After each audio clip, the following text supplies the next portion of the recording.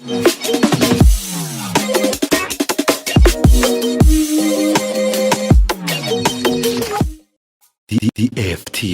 Tunda Juhudi.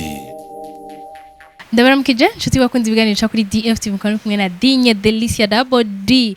Urabizi muri Histars News yuko ariko twama tubikora batarakora subscribe mu bikore right now because ni ibintu by'ingenzi cyane, like, comment na share kugira muhereze mugenzi wanyu kugira nabashoboye kubona ibiganiro bya DFTV. So uno munsi rero turi kumwe n'umukomedian benshi bamaze kubona yita Yesu, je ne sais pas kuba ari Yesu ariko abantu benshi bamuzi nka Wetu. Reka ndamuhe akanya kugira ngo ashobore kwidondora kumbure ko batari bwamubone. Ndabaramukije Wetu. Ndakuramukije nawe emeze fresh kabisa. Uraberewe by the way. Urakotse mugabo nibaza ko nkunda kubigari ndi Wetu kandi wagize ikosa hitwa Wetu sintwa Yesu kubera Yesu ari mu ijuru. Nibaza kari bien basha iyi correction ni yakaga. Okay fine Wetu. Nene kubera iki nakugiriye amakosa je mbona nga hari huberewe kurusha kujya wambaye vya bintu amfite umano yuko noza ndambara amfite no kuna Wetu umeze gutya igana Yesu yarambara ikanzu afite nibaza ko hajya naho ari kendi kintu indi look nibaza ko aba itandukanye n'ibyo mbandimo nibaza ko arukonye. Okay by the way ndakeneye kumenya ikintu kimwe iyo uriko urakina bijya bintu nubu kubera muri uno mwanya nturi kuri acting nirihe tandikaniro wibona ko wewe amfite ndiko ndakina no wono ndisanzura mugabo ndiko ndakinaho ho bijya bintu bisaba ko mba ndi serious kabisa nyene nkakora ikintu nkavuga ati aha nibaza ko ntavuga ibintu bitandukanye na script mba nanditse ego kubera ubu ndisanzura ndashobora no kuvuga n'ibyo nshatse kandi ndashobora no gutereta mugabo nambaye bijya biboro hemwe ibintu byo guteretana muri DFTV no Yesu urakora gusa ariko bisanzure si egaje ndahwera ndumuntu basabwa Yesu ni yatongoze none nabigisha bibinyoma vraiment Yesu binyoma rega Yesu binyoma vraiment. Okay ndazavuze ikintu kimwe iyo ide yo kwiyumvira ko ushobora kuba Yesu bibinyoma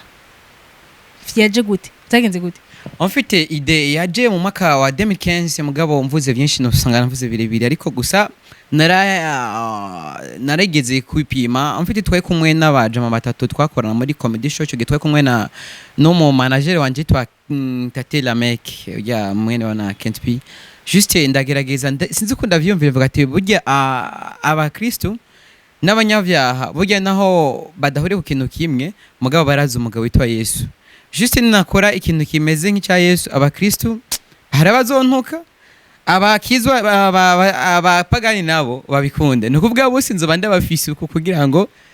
nshobore kubafata amfite muga mu bisanzwe ntabwo nagize Yesu nico gituma nahisemo kwita Yesu ibinyoma kugira ngo ntibabe bamfata nkujya wundi ego nibaza ko ndakwishuye neza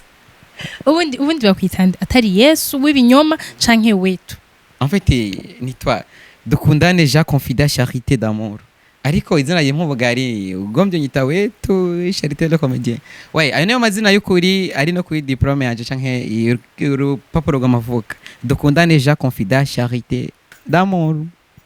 Basha nibona ndababwiza ukuri mwemwigira ngo Dinye Delicia ngo Double D ngo ni nyamitwe ngo urumva ngo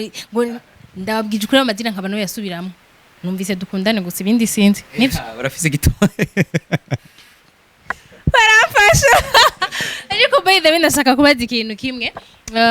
bimeze gute iyo wumva yuko hariho ikintu uri kurakora uzi neza ko hariho abantu bamwe bashaka kukugwanya abandi bagashobora kubyaprecier amfite ubu bamaze kwimenyera kuko nkitanguraho ho byari bibazo nshize video kuri kurubuga hari benshi bavuga urabona ibintu turimwo uragowe ihane byinshi ukamenga ijuru n'ijya basebiwe na mama wabo borike bakibagira ko umuremyi ari bacagura kandi vyamvuze ko bitigeze kugenda kwa kundi nyene ntakizohinduka kuko n'Imana bitobwiye ati ntaco nzokurako dufa mbona isi n'ijuru bibomotse byose ego. Okay fine none okay umuntu wese imbere yuko akora ikintu kumbure abafise ihangiro kanaka ashaka gushikako wewe utegura kwiyita Yesu w'ibinyoma ni kihe kintu wabonye ati iki kintu ndagikoze hariho navuga ati hariho itandukaniro ku bandi bakomediye ngaha mu Burundi nayirigi wanje bon kizonshikana kure canke kirafise itandukaniro n'abajya bandi ni kihe kintu ni yihe objectif nyamukuru yatumye ugira iyi ntuze ya wetu? ego nariyumviriye ndaraba abakomediye bose bariko barakora ikintu kimwe gusa ugikoze no kuri ikintu ugasanga hari undi muzungu agikoze amfite nagombye gukora ikintu mbumwe ku mubumbe amfite si no mubumbe gusa mbumwe ku mibumbe 9 nibaza ko ata muntu numwe arita wetu canke Yesu binyoma nibaza ko ata muntu numwe arakwira rya style amfite naravye mbona nguma nkora copy ndiko nduza abandi nkoze video yanaka nkoze nkakina nkanaka maniko nduza naka ndiyumvira mvuga ati je nkinde gukora ikintu kimwe naho nzopfa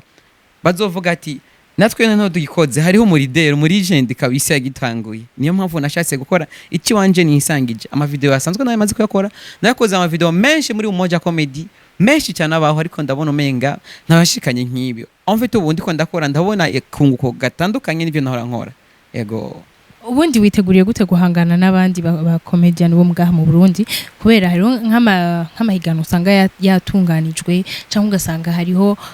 ikindi kintu uvuga ati guhiganwa mugabiciye mu bikorwa witeguye gute?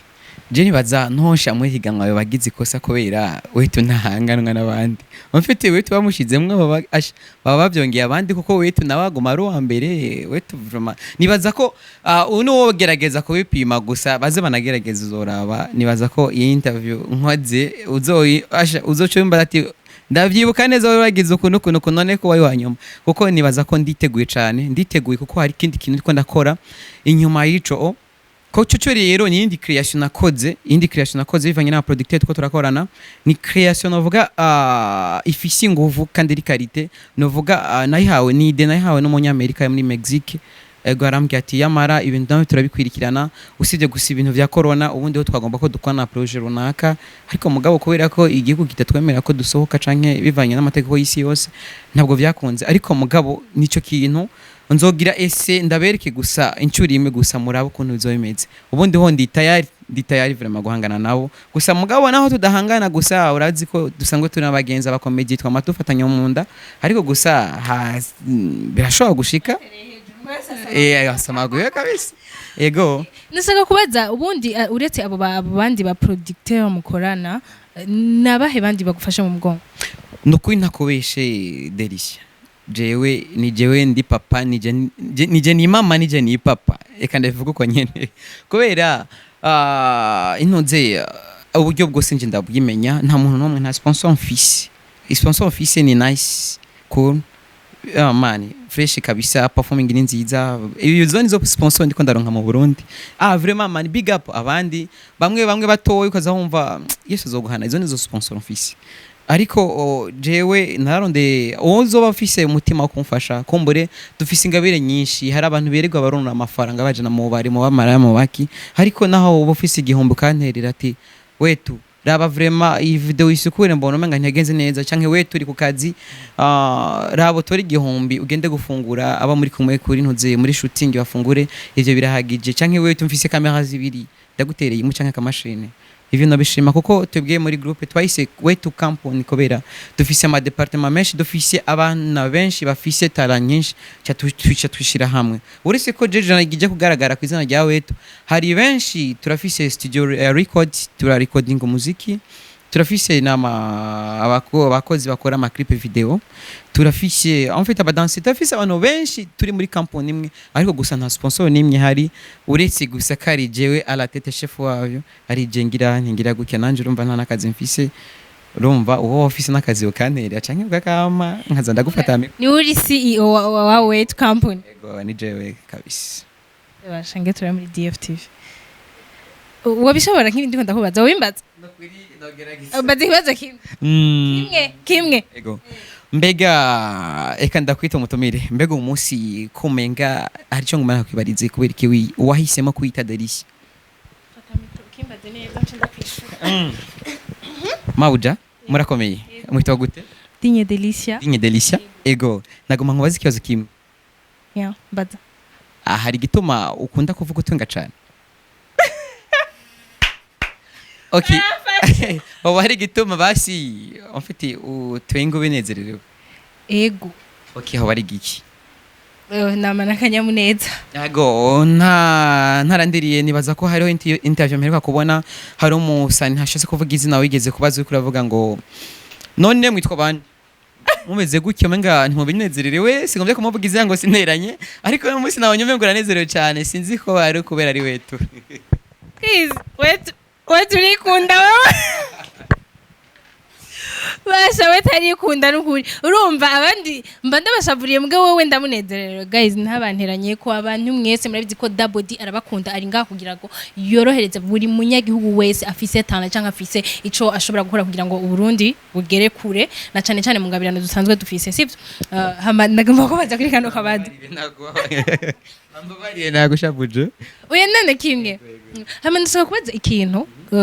bajya babantu uvuze yuko muri kumwe muri company imwe ya Wet Company uravuze yuko harimwo aba domboga novuga ati aba producer harimo nabandi ubwo nta sano byawe bifitiye ko bambwiye yuko mukorana na Tati Lamek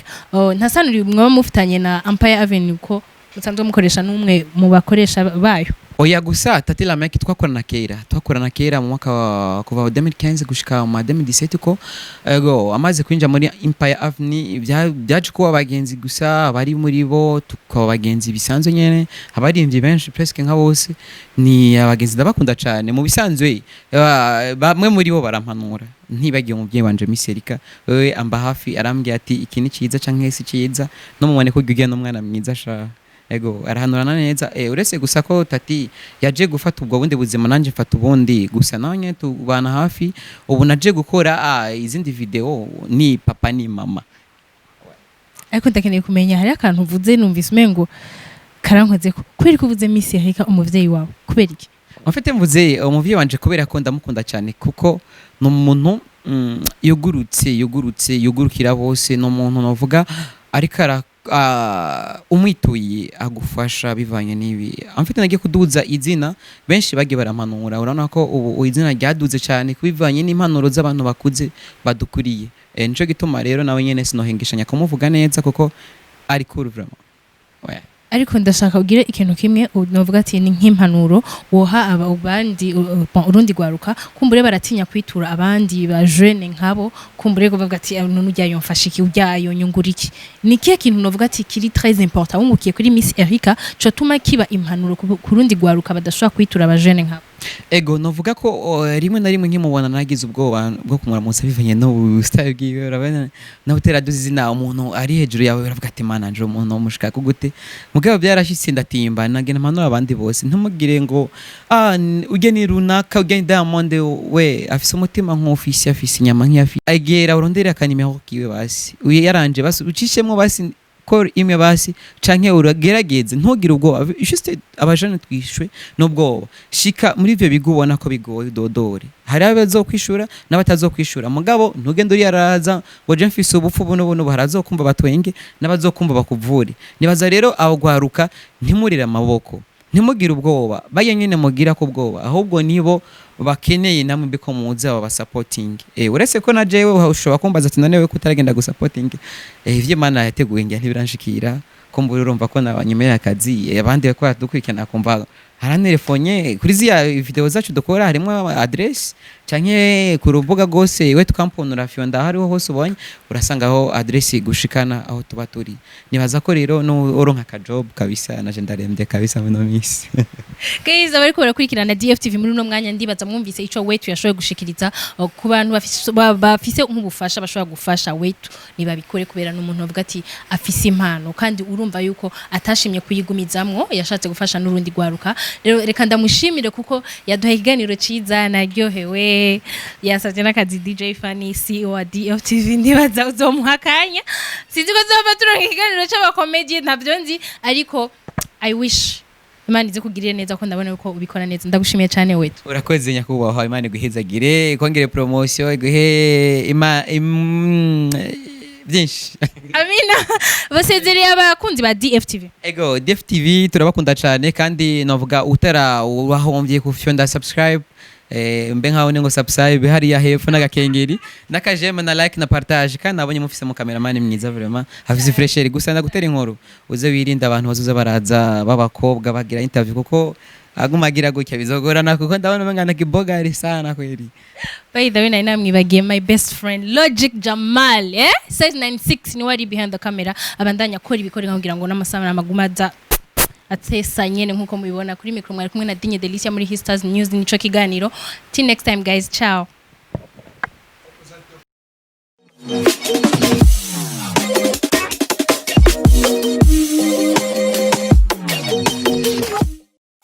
DFTV. Tunda Juhudi.